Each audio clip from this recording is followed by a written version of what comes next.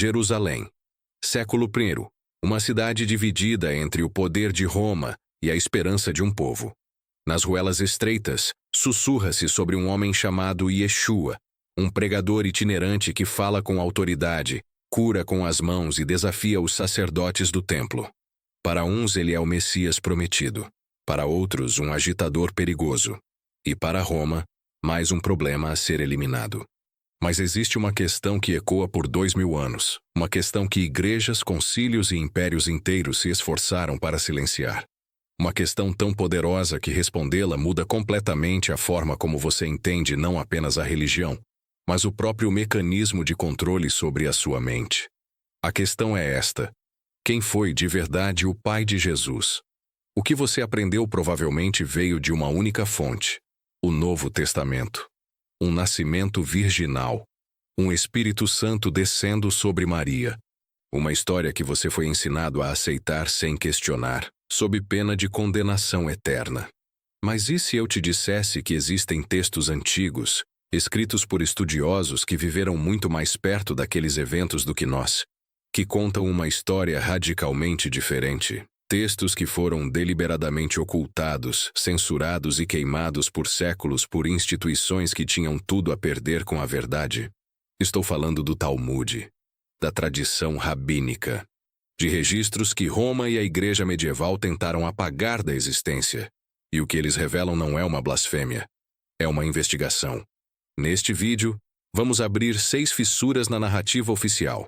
6 pontos onde a lógica, a história e a razão destroem o muro de dogmas construído ao longo de milênios. E ao final, você não vai apenas saber mais, você vai pensar de forma diferente. Se em algum momento a lógica fizer sentido para você, comente, desperto. Antes de entrar nas fissuras, você precisa entender por que esse tema é tratado como tabu. E, para isso, vou usar uma ferramenta filosófica que será o nosso bisturi ao longo de todo este vídeo: o pensamento de Baruch Spinoza. Spinoza, o filósofo do século XVII, que foi excomungado da sinagoga de Amsterdã por ousar pensar, escreveu algo que é a chave mestra para entender toda a religião organizada. Parafraseando, uma população que é levada a acreditar em coisas impossíveis pode ser levada a obedecer ordens impossíveis. Pense nisso com cuidado. Se você convence milhões de pessoas de que um homem nasceu sem pai biológico, de que a matéria se transforma em carne divina toda semana, de que existe um lugar de tortura eterna esperando os desobedientes, então você tem o controle total sobre essas mentes. O milagre não é uma questão de fé, é uma ferramenta de poder. E é por isso que a questão sobre a paternidade de Jesus nunca foi apenas teológica. Ela é política. Se Jesus tinha um pai humano, então toda a arquitetura do poder eclesiástico, a autoridade papal, os sacramentos, a mediação exclusiva entre Deus e o homem, perde sua fundação, desmorona. E é exatamente por isso que, durante séculos, qualquer pessoa que levantasse essa questão era silenciada. Pela fogueira, pela excomunhão, ou pelo medo. O Talmud, a vasta compilação de lei e discussão rabínica, foi um dos alvos prediletos da censura cristã. Em 1242, mais de 20 carradas de manuscritos talmúdicos foram queimados em Paris por ordem do Papa.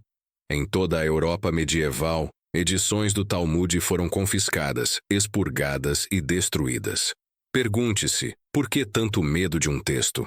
A resposta é simples: porque ele continha uma narrativa alternativa. E narrativas alternativas são criptonita para monopólios de verdade. Spinoza entendeu isso como ninguém. Ele mostrou que a superstição é a arma favorita dos tiranos, e que a única defesa contra ela é a razão. Então é isso que vamos usar agora. Não fé, não tradição, razão. Fissura 1. O nascimento virginal. Uma tradução conveniente. A versão oficial. Jesus nasceu de uma virgem, Maria, fecundada pelo Espírito Santo, cumprindo a profecia de Isaías 7,14, que supostamente diz: uma virgem conceberá. A contradição. O texto original hebraico de Isaías não usa a palavra betulá, virgem. Usa almá, que significa simplesmente mulher jovem. A tradução grega da Septuaginta, feita séculos antes de Jesus, converteu alma para partenos, virgem, e foi essa tradução que Mateus usou. Ou seja, toda a doutrina do nascimento virginal se apoia não no texto original, mas em um erro ou uma escolha deliberada de tradução. Mas o próprio contexto de Isaías 7 mostra que a profecia se referia a um evento do próprio tempo do profeta, um sinal para o rei Acás, não um evento 700 anos no futuro. Leia o capítulo inteiro, e a conclusão é inequívoca. A verdade proibida. O nascimento virginal não é um fato histórico. É uma construção teológica montada a partir de uma tradução ambígua, retroativamente aplicada para elevar Jesus ao status de semideus, um padrão extremamente comum no mundo antigo, onde heróis como Hércules, Perseu e até imperadores romanos eram atribuídos nascimentos sobrenaturais. Fissura 2. O Talmud e a figura de Yeshu ben Pantera. A versão oficial. O Talmud não tem nada relevante a dizer sobre Jesus, e qualquer referência é considerada blasfêmia ou calúnia antissemita. A contradição. O Talmud babilônico, em passagens como Sanhedrin 67 e outras, faz referência a um personagem chamado Yeshu, e em tradições rabínicas associadas ele é chamado Ben Pantera, filho de Pantera. O nome Pantera aparece também no filósofo pagão Celso, que no século II escreveu que, segundo fontes judaicas, Maria teria tido uma relação com um soldado romano chamado Pantera. O polemista cristão Orígenes, ao tentar refutar Celso, acabou preservando e confirmando a existência dessa tradição.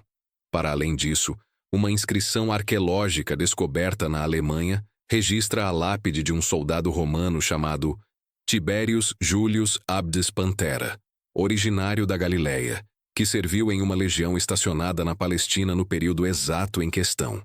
Coincidência? A verdade proibida. Existe uma tradição histórica independente, preservada tanto em fontes judaicas quanto pagãs, que aponta para uma paternidade humana de Jesus. Essa tradição foi sistematicamente censurada, mas não eliminada. O Talmud não está insultando Jesus, está registrando a memória de uma comunidade que viveu o evento de dentro e tinha uma versão radicalmente diferente dos fatos. Fissura 3. As genealogias que se contradizem. A versão oficial. Jesus descende do rei Davi, conforme as genealogias de Mateus 1 e Lucas 3, provando seu status de Messias. A contradição. Mateus e Lucas apresentam genealogias completamente diferentes. Mateus traça a linhagem através de Salomão. Lucas, através de Natã. Os nomes divergem em quase todos os pontos após Davi. Mas o problema lógico é ainda mais fundamental. Ambas as genealogias traçam a linhagem através de José. Se Jesus nasceu de uma virgem e José não é o pai biológico, então as genealogias são completamente irrelevantes. Elas só fazem sentido se José for de fato o pai. O próprio texto bíblico, ao tentar provar a linhagem davídica, contradiz a doutrina do nascimento virginal. A verdade proibida. As genealogias revelam que os primeiros narradores da história de Jesus acreditavam que ele tinha um pai humano, José ou outro. A doutrina da virgindade foi adicionada posteriormente, criando uma contradição interna que permanece no texto bíblico até hoje como uma cicatriz de edição. Fissura 4. Paulo nunca menciona o nascimento virginal. A versão oficial. O nascimento virginal é uma crença central do cristianismo desde o início. A contradição. Paulo de Tarso, o autor mais antigo do Novo Testamento que escreveu suas cartas entre os anos 50 e 60, décadas antes dos evangelhos, nunca menciona um nascimento virginal. Em Gálatas 4:4, Paulo diz que Jesus nasceu de mulher, sem qualquer referência a milagre. Em Romanos 1:3, ele afirma que Jesus descendeu de Davi segundo a carne, ou seja, por linhagem biológica humana. Se Paulo, o maior teólogo do cristianismo primitivo, não sabia dessa história, é porque ela simplesmente não existia ainda. A verdade proibida. O nascimento virginal não é uma verdade revelada desde o início. É uma adição posterior, provavelmente incorporada nas décadas de 80, 90, Quando os evangelhos de Mateus e Lucas foram escritos, num contexto em que o cristianismo competia com cultos pagãos cujos deuses também tinham nascimentos miraculosos. Fissura 5. Marcos e João. Os evangelhos que ignoram o milagre. A versão oficial. Todos os evangelhos confirmam o nascimento sobrenatural de Jesus. A contradição. Marcos, o evangelho mais antigo, escrito por volta do ano 70, não tem nenhuma narrativa de nascimento. Jesus simplesmente aparece adulto para ser batizado. Em Marcos 6:3, os vizinhos de Jesus o chamam de filho de Maria, sem mencionar José. No contexto judaico da época, identificar alguém pela mãe e não pelo pai era um eufemismo para bastardo ou filho de paternidade desconhecida. João, o último evangelho, também não narra nascimento virginal.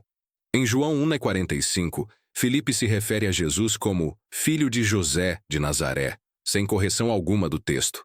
Assim, dos 4 evangelhos, apenas 2 falam de nascimento virginal, e os 2 mais antigos e mais próximos dos eventos o ignoram ou o contradizem. A verdade proibida. O nascimento virginal é uma tradição tardia, não um dado histórico. Os documentos mais próximos dos eventos não o conhecem. Ele foi inserido na narrativa para atender a necessidades teológicas e políticas específicas de uma comunidade em competição por fiéis. Fissura 6. O padrão universal do herói divino. A versão oficial. O nascimento sobrenatural de Jesus é único e prova sua divindade. A contradição.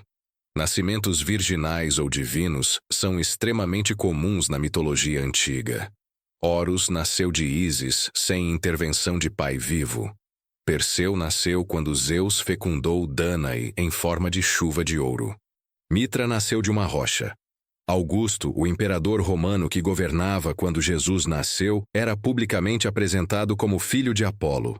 Rômulo e Remo, fundadores de Roma, eram filhos do deus Marte. Até Buda, segundo certas tradições, teve uma concepção sobrenatural. O padrão é claro. No mundo antigo, elevar um líder ao status divino exigia remover seu pai humano da equação. Não era uma questão de verdade, era uma questão de legitimidade política e religiosa. A verdade proibida. O nascimento virginal de Jesus não é único, é um arquétipo. Ele segue o mesmo roteiro mitológico que dezenas de culturas usaram antes e depois. Reconhecer isso não diminui a figura de Jesus. Pelo contrário, permite enxergá-lo como um ser humano real, situado em seu contexto histórico, cujos ensinamentos têm valor próprio, independente de fábulas de nascimento. Agora vamos parar. Respire. Se você chegou até aqui, talvez esteja sentindo algo. Talvez raiva, talvez alívio, talvez medo. Todos esses sentimentos são legítimos, e nenhum deles precisa ser combatido. Eles são a evidência de que algo dentro de você está se movendo. Spinoza chamava isso de affectus, as afecções da alma. E ele ensinou que não somos escravos delas quando as compreendemos. O medo que você talvez sinta ao questionar essas histórias não é seu. Ele foi plantado por séculos de condicionamento que associaram a dúvida à condenação. Mas pense com cuidado. Que tipo de verdade precisa de ameaças para se manter de pé? Uma verdade que se sustenta pela lógica não precisa de infernos. Uma verdade que se sustenta pela evidência não precisa de censura. Apenas a mentira precisa de policiamento constante. E é aqui que Spinoza nos oferece a saída. Para ele, Deus não é um ser que se senta em um trono acima das nuvens, distribuindo prêmios e castigos como um tirano caprichoso. Deus, para Spinoza, é a própria natureza, a estrutura racional e infinita do universo. Deus é a lei da gravidade, a matemática dos fractais, a sequência de Fibonacci na concha de um Nautilus, o impulso de uma mãe ao proteger seu filho. Deus não está fora do mundo julgando você. Deus é o mundo, e você é uma expressão de Deus. Isso significa algo profundo. Você não precisa de um mediador. Não precisa de um sacerdote para traduzir a vontade divina. Não precisa de um livro para saber a diferença entre o justo e o injusto. A capacidade de entender, de discernir, de agir com ética, isso está inscrito na sua própria natureza racional. E se Jesus teve um pai humano, Então ele é mais admirável, não menos, porque isso significa que um ser humano, de carne, sangue e dúvidas, conseguiu viver com tamanha integridade que milhões de pessoas por 2 milênios enxergaram nele algo divino. Se ele era humano, então o que ele fez é algo que qualquer ser humano pode aspirar a fazer. A divindade não está no sangue mágico, está na ação ética, na compaixão, na coragem de falar a verdade diante do poder. O medo da morte. Spinoza também tem uma resposta. Um homem livre em nada pensa menos do que na morte, e sua sabedoria é uma meditação não sobre a morte, mas sobre a vida. Você não precisa de um céu prometido para dar sentido à sua existência. A potência da sua vida é agora. Cada ato de compreensão é um ato de libertação. Então, o que aprendemos? Aprendemos que o nascimento virginal se baseia em uma tradução duvidosa de um texto hebraico. Aprendemos que o Talmud e fontes pagãs preservam uma tradição alternativa que aponta para um pai humano. Aprendemos que as genealogias bíblicas contradizem a virgindade, que Paulo desconhecia a história, que os evangelhos mais antigos a ignoram, e que nascimentos divinos eram moeda corrente na mitologia antiga. Nenhuma dessas fissuras, isoladamente, é uma prova definitiva. Mas juntas, elas formam um padrão que a razão não pode ignorar. Um padrão que indica não uma verdade revelada pelo céu, mas uma história construída por homens, com objetivos muito humanos de poder, controle e legitimação. Spinoza nos ensinou que a liberdade não está na ausência de limites, mas no conhecimento das causas. Quando você entende por que uma história foi contada, ela perde o poder de te controlar. Você não se torna ateu, nem herético, nem inimigo de Deus. Você se torna alguém que pensa. A verdade não consola, mas liberta. Ela não te dá uma história bonita para te embalar antes de dormir. Ela te dá algo melhor. Soberania. A capacidade de olhar para o mundo com os seus próprios olhos, de avaliar as evidências com a sua própria mente, de decidir o que é justo com a sua própria consciência. Você não precisa que ninguém te diga o que pensar. Você nunca precisou. Se esse vídeo abriu uma fissura no muro que construíram ao redor da sua mente, deixe seu like. Inscreva-se. E comente Desperto. Compartilhe com alguém que você ama, porque o maior ato de amor é oferecer a alguém a chance de pensar por si mesmo. E se você quer ir mais fundo, se quer fazer parte de uma comunidade de mentes que escolheram a razão em vez do medo, ative o sininho e acompanhe essa série, porque isso é apenas o começo. Até o próximo desmascaramento. Pense livre. Viva desperto.